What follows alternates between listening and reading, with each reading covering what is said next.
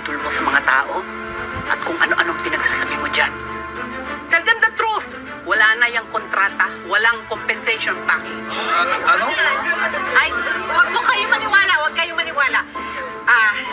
Si chairman na mismo ang nagsabi nito. But they have to get our approval. And we are not approving it. Sige lang, pag nalaman ito ni Eloy. Ang lakas naman ng loob nitong babaeng ito. Tutok! Ano mo hinihirit ko sa'yo? Ganyan ba ka Eh, bakit masama pang opinion mo yun eh? Eh, kung na-guilty kayo, wala akong pakialam sa'yo. At ako kung ano yun ako eh. Wala akong pakialam din sa'yo. Wala akong, di ko naman sinabi na ipagtanggol mo ako. Wala naman akong pakialam kung ipatanggol mo ako o hindi. Bakit inano? Bakit wala naman akong ginawa sa'yo masama? Exactly. So, Kaya nga. bakit mo ako ginaganon, di ba? Eh,